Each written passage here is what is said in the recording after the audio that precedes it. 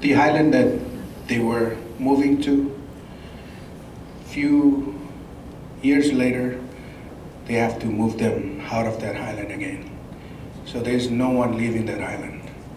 So right now they kind of like people from Bikini and Enuwetak, Rongelap and Rongerik, Rongelap and Uterik, they scatter everywhere.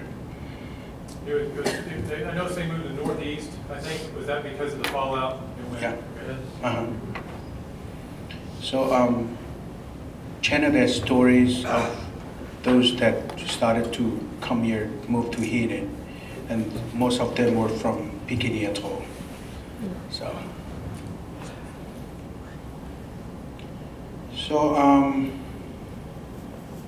the bomb was still continuing for another few more years until 1957. That's when the bomb was ended. People were affected, radioactive, jellyfish baby were born, food were contaminated, and the ocean, the fish, and most of the resources that we used to live with, they're no longer available for those people that they dropped the bombs. So there were times that the U.S. say that it is safe to go back home now, but after the people left, they were told again that no, go back to where you're from again. The highlands are not safe yet. So Bikini, Rongelap, Rongerik, there's still no people live in those islands. And now, after the bomb test, then the U.S. says, okay, we need to work with the Marshallese government or the people to see if we can help them with the issues. Because right now, after the bomb testing, health issues was going up. Diabetes, so many things that we never expected before, they started to came out from nowhere. So what is called the Compact of Free Association, it began in 1986. So what the compact does is it allowed the Marshallese people to use our passport. We don't have to apply for visa to come to US. But we can come, and it says under the compact, we're permitted to come to US to find job, like here, leave, work, find education, and time restraint. That's mean we don't have any timeline to go back. And we're allowed to stay in the US according to the Compact of Free Association. In return, the US military, one of the US military base is right now in the Marshall Island of Kwajalein Atoll, and it's named after President Ronald Reagan. So that's one of the places in the Pacific Island that is very important for the military base. But then that's one of the reasons why you will see many Marshallese are traveling to US, coming to Oklahoma, go to Arkansas, Hawaii, and Oregon, and other places around the US, because they are taking the privilege for the Compact of Free Association. So we're That's different. That's the original compact. Yes. Yes. Uh-huh. Okay. So we don't have any limits to stay in the US.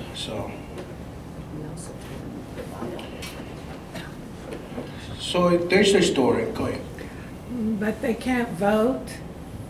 I will come to that. Yeah, Okay. that's I have a when slide. it's renegotiated. That's why I yeah. specified this is the original one. Okay. I have a slide that we'll discuss Okay. about that. Thank you for bringing that up.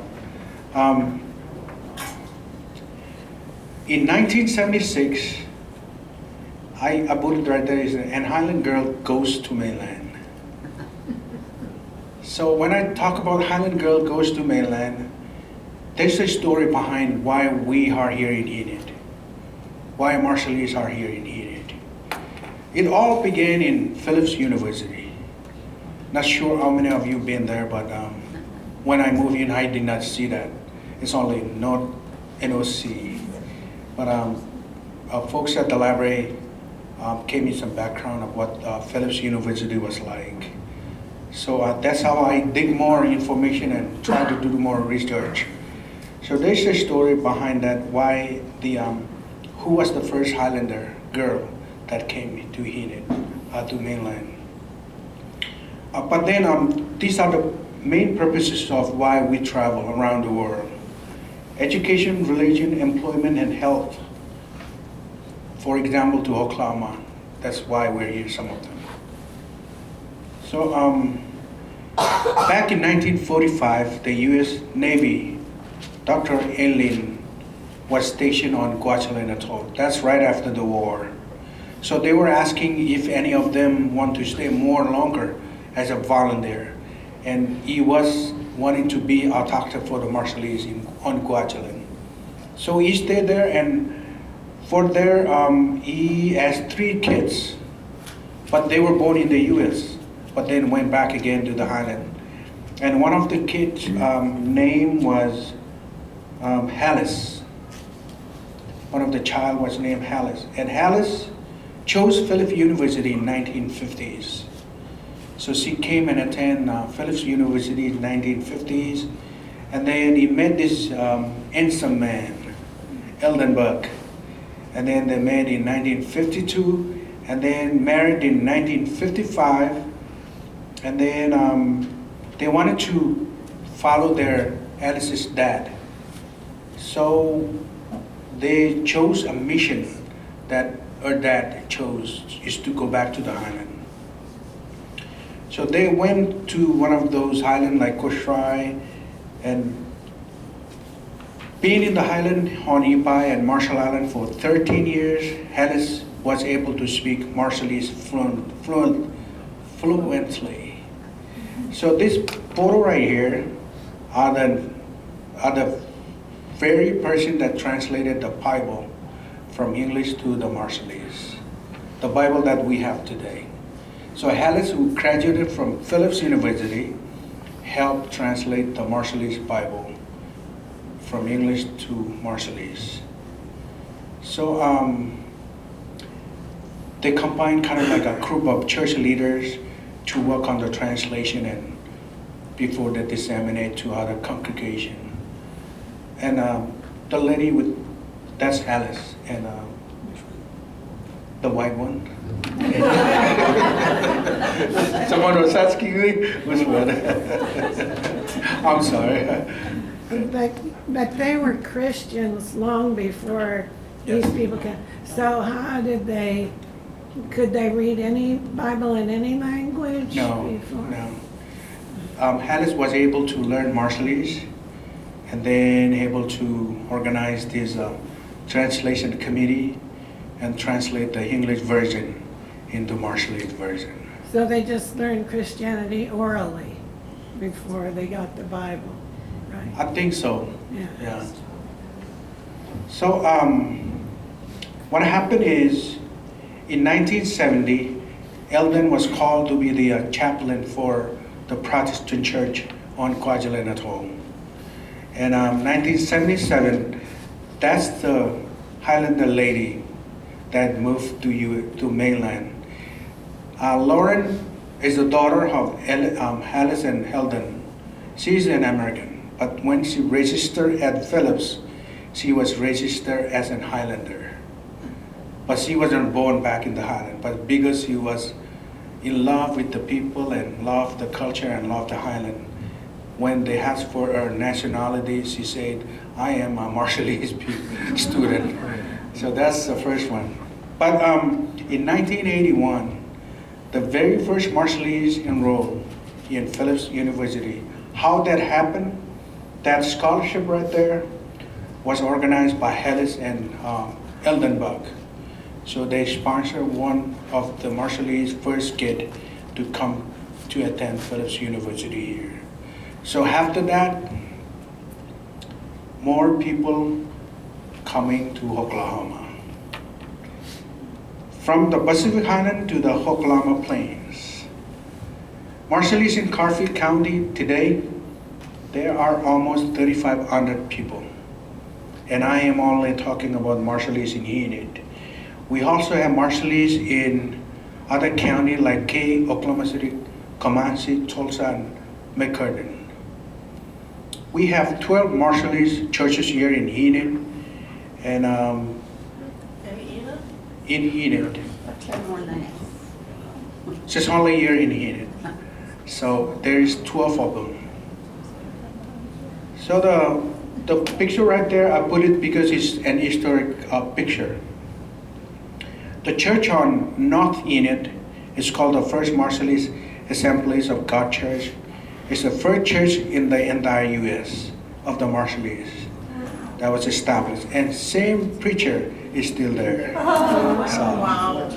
Yeah, it is so unique. So when you're talking about the Marshallese, you mentioned 5 other categories earlier on. Are those kind of incorporated? No. So No. you're talking So you're Marshallese, just so the Just the Marshallese. Marshallese, yes. When you say there's 3,500, that's Only just the, from Marshall? just only the Marshallese. Gotcha. But if I to count the others, I might have, the number might be Be a high. lot higher. Yeah. Okay. Oklahoma is like home for us, for me also.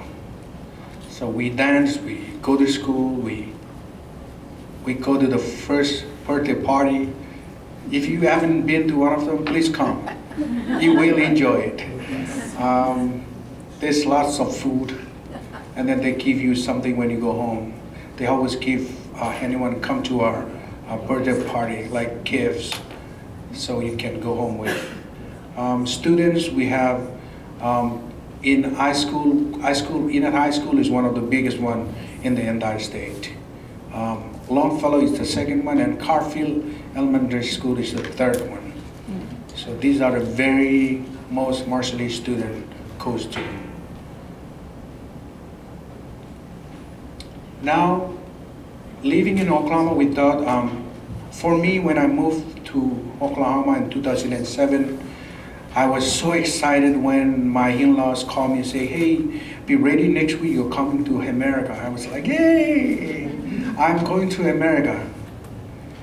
But guess what, I never knew that there's going to be many doors, so many doors for me to open.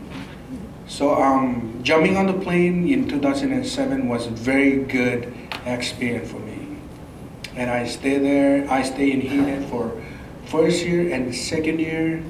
I knew that there are so many challenges. For me, for example, I have to find a rental house for myself and my family. Second one, I need to bring my family from overseas to Enid. Third one is when mom was moving to stay with me, I noticed that she needs some health care. But there are so many challenges still ahead of us. So too sick to go home, that's my saying.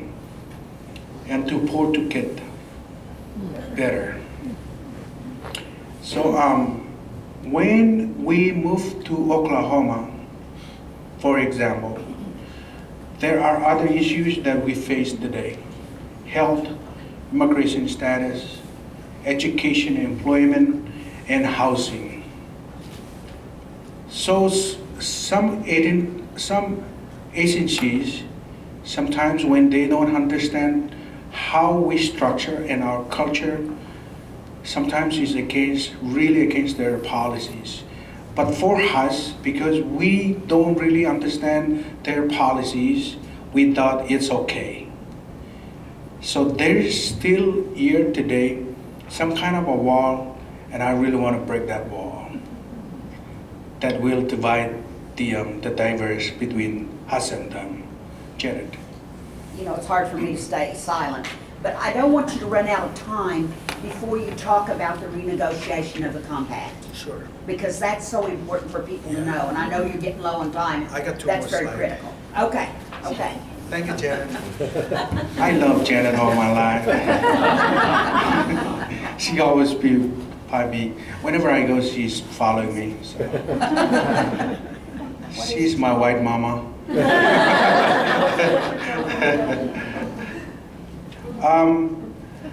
So go back again. Health issues is 2016. We hauled when all the Micronesian in Enid and also other places in Oklahoma. We went to the capital, state capital, And that was on March 1st, May something in 2016. So the purpose of our movement was to, because there was a bill that was introduced by our former Senator Anderson, and that bill was to ask if Oklahoma can, in conjunction with the OSDAs and other agencies, to help the Marshallese on expanding the Medicaid program. As of today, we still work and pay our taxes both to the state and federal, but we are ineligible for the Medicaid program. So for me and my mom, speaking of my mom, I have to go online 2 years now to apply for Affordable Care Act so she can have insurance. So I am digging out of my own pocket to pay for her health insurance. But she is not eligible for Medicaid, and she is also ineligible for Medicare because she hasn't been working in the U.S. So that's another issue. And immigration status, we send our kids to the public school, like every public school here in Enid. But when it comes to the bond issue, we cannot vote because we're not a U.S. citizen. But one thing that really bothered me, because once you guys vote for the what do we call the small computer? Chromebook. We did not vote on that. But then our kids take home Chromebook with them.